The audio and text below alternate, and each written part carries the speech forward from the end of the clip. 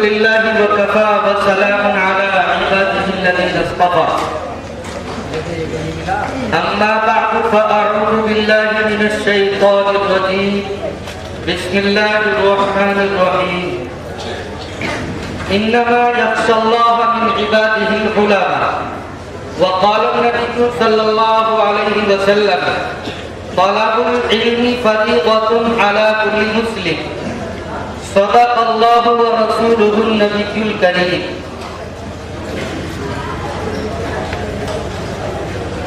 علم کی اینک لگا کر دوستو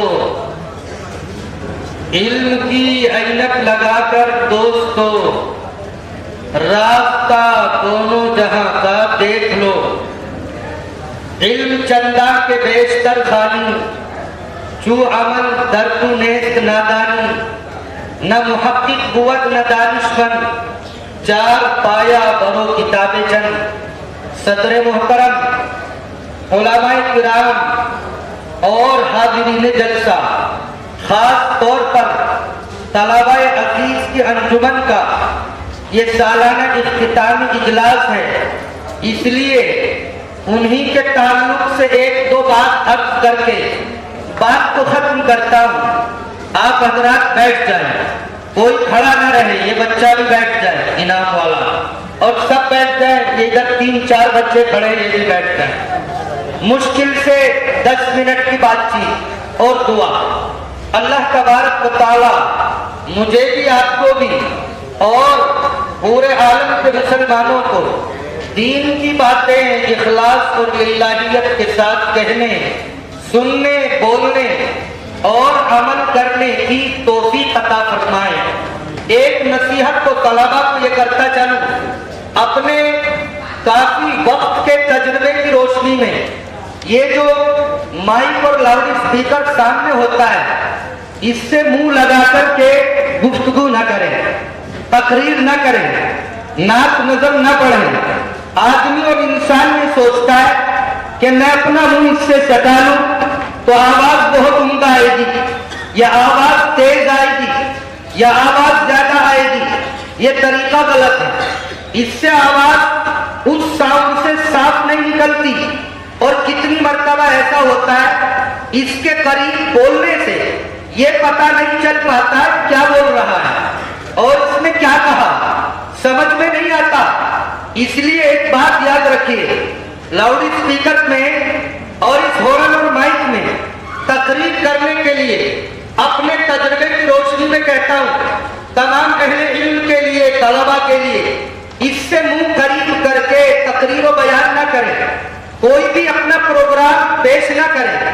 ایک تو یہ آواز کو بہت زیادہ کھینچتا ہے، اس سے گلے کو نقصان ہوتا ہے، اور دوسری بات یہ ہے کہ آواز صاف سمجھ میں نہیں آتی۔ اللہ تبارک و تعالی عمل کی توفیق عطا فرمائے۔ یہ طلباء عزیز نے ایک پروگرام پیش کیا، انجمن میں محنت کی۔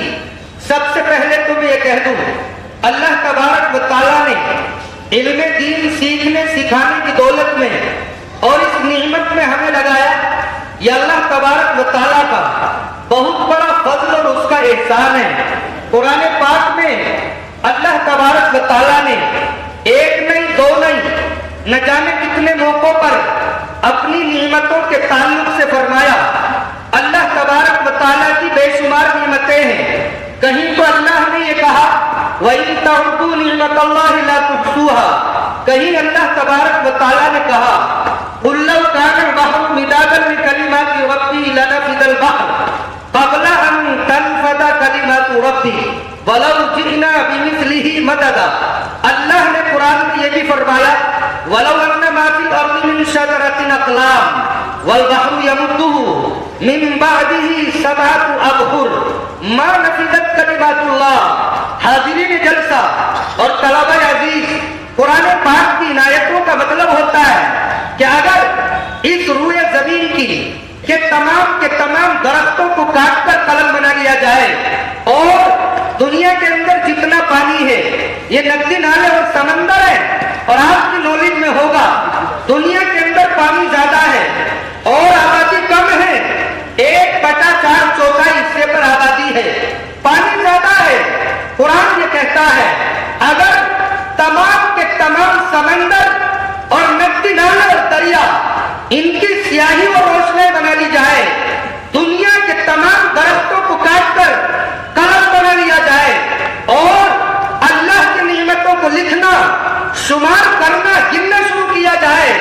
لنفد البحر، سمندر ختم ہو جائے، روشنائی ختم ہو جائے، تمام کے تمام قلم ٹوٹ پھوٹ کر ختم ہو جائے، اللہ کی نعمتیں ختم نہ ہو، دنیا کا کوئی بھی آلہ، کیلکولیٹر، کوئی مشین لے کر کے بیٹھ جائے، اللہ کی نعمتوں کو شمار کرنا چاہے، اس آلہ اور مشین کی کیپیسٹی کی گنجائش ختم ہو جائے، فیل ہو جائے، مگر اللہ کی نعمتیں ختم نہ ہو، اتنی بے شمار اور لاکھ تعداد نعمتوں میں آپ یاد رکھیں اللہ تبارک و تعالیٰ کی فرسٹ نمبر کی نعمت اللہ نے جو مجھے بھی عطا کی ہے، آپ کو بھی عطا کی ہے، اور پورے ورلڈ کے، پوری دنیا کے 800 کروڑ لوگوں میں تقریباً 200 کروڑ لوگوں کو اللہ نے ایمان کی دولت عطا کی ہے، مسلمان بنایا ہے اور ایمان عطا فرمایا ہے۔ میں طلبہ عزیز سے یہ بات کہنا چاہتا ہوں مختصر سی تمہید کے بعد، اللہ کی اول نمبر کی نعمت اور دولت، ایمان کے بعد سیکنڈ نمبر پر جو دولت ہے، اللہ کی جو نعمت ہے وہ علم دین ہے۔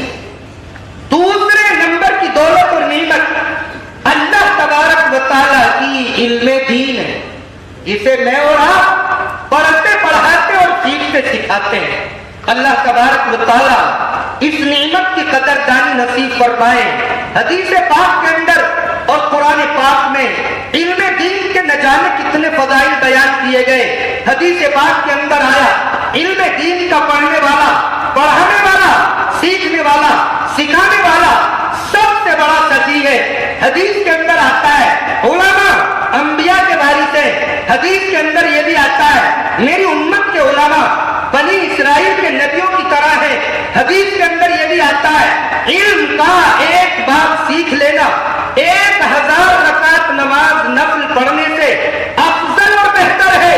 حدیث کے اندر یہ بھی آتا ہے علماء کی نیند بھی عبادت ہے۔ حدیث کے اندر یہ بھی آتا ہے جو شخص علم کی طلب اور تلاش میں رہتا ہے جنت اس کی طلب اور تلاش میں رہتی ہے۔ نہ جانے کتنے فضائل ہیں، فضیلتیں ہیں۔ یہ طلبہ اس علم دین کی قدر کریں اور اپنی حیثیت اور اہمیت کو پہچانیں۔ من عرف نفسہ عرف ربہ، جس نے اپنے آپ کو پہچان لیا، میں کون ہوں، کیا ہوں، اپنی حیثیت اور حقیقت کو جانا، اس نے اپنے رب کو پہچان لیا۔ اور میں آپ کو نصیحت کے طور پر یہ بات کہتا ہوں، ہراساں ہونے کی ضرورت نہیں، اور اپنے آپ کو قابل اور باصلاحیت آپ نے ایک پروگرام پیش کیا، انشاءاللہ آپ آئندہ محنتیں کریں گے تو بہت کچھ بنیں گے۔ اور میں ایک موٹی سی بات کہتا ہوں، اپنی ماں کے پیٹ سے کوئی بھی ڈاکٹر بن کر پیدا نہیں ہوتا، کوئی انجینئر بن کر پیدا نہیں ہوتا، کوئی بڑے سے بڑا منصب یا عہدہ رکھنے اور پانے والا پیدا نہیں ہوتا۔ آپ ارادہ کریں، عزم مصمم کریں۔ آپ اگر چاہتے ہیں میں بہترین مدرس بن جاؤں تو محنت کریں، انشاءاللہ بہترین مدرس بنیں گے۔ آپ چاہتے ہیں میں بہترین خطیب اور مقرر وائز بن جاؤں تو آپ بن جائیں گے۔ آپ اگر یہ چاہتے ہیں میں بڑا مفسر بن جاؤں، مدبر بن جاؤں، محقق بن جاؤں، مفتی بن جاؤں اور کوئی میں ڈگری حاصل کر لوں تو کوئی مشکل نہیں۔ مرد آباشت کے ہراساں نہ شود، مشکلیں نیک کے آسان نہ شود۔ مرد تو وہ ہے جو ہمت نہ ہارے، دنیا کی کوئی مشکل ایسی نہیں جو آسان نہ ہو جائے۔ اور یہ طلبہ علم دین حاصل کرنے کے لیے وہ دلچسپی اپنے اندر پیدا کریں جو ایک کتاب کے اندر بھی میں نے یہ واقعہ لکھا ہے اچھی تقریریں میں کہ علامہ ابن تیمیہ رحمت اللہ علیہ وقت کے بادشاہ نے ان سے کوئی فتویٰ طلب کیا اور علامہ ابن تیمیہ نے فتویٰ دینے سے انکار کر دیا۔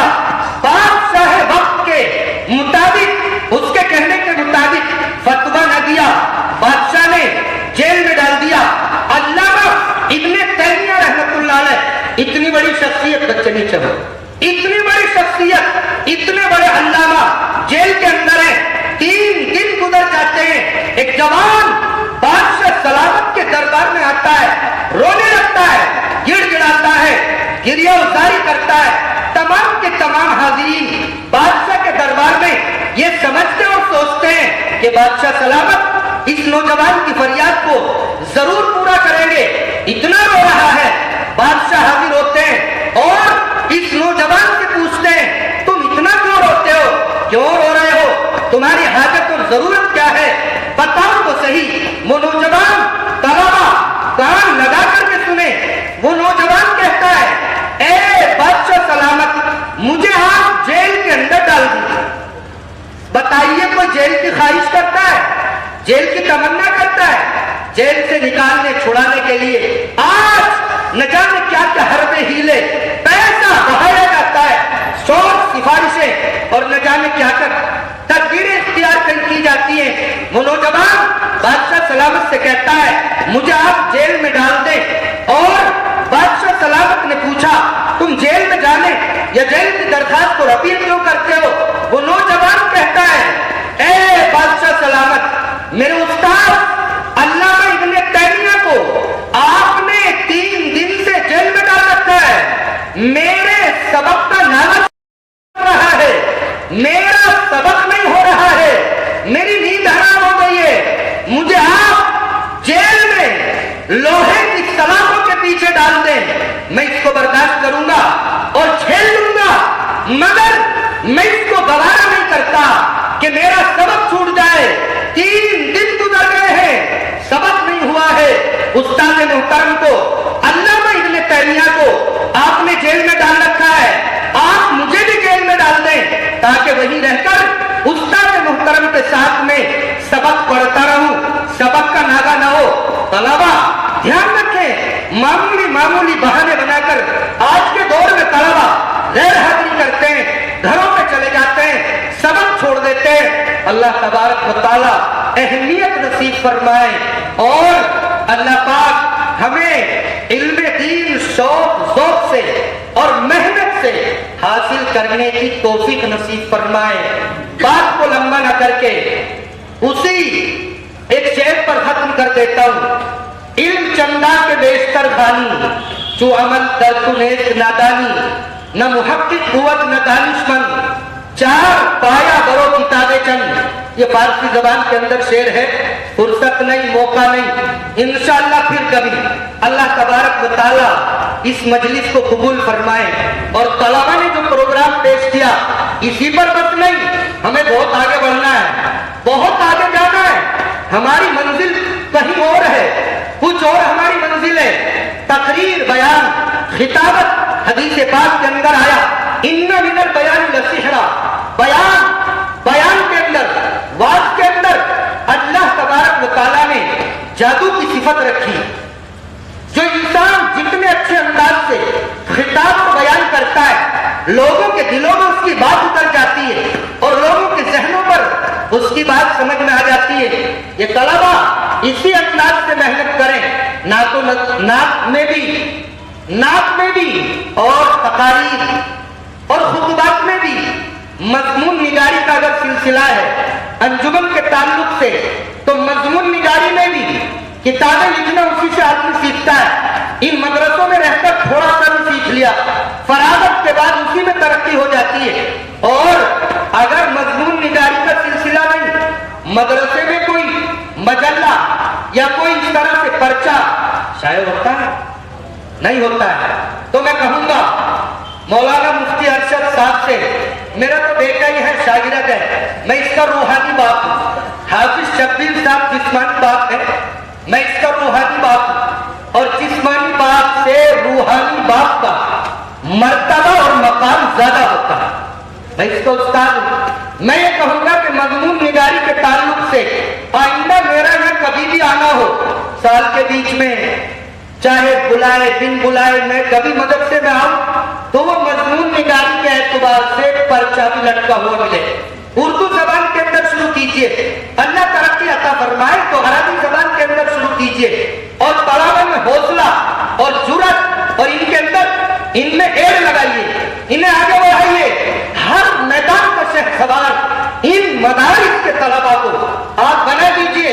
اللہ تبارک و تعالیٰ آسان فرمائے, اللہ تعالیٰ اسباب مہیا فرمائے, اور اللہ تعالیٰ ہماری اس نشست کو اور اس مجلس کو, اس کہنے سننے بیٹھنے اٹھنے کو قبول فرمائے.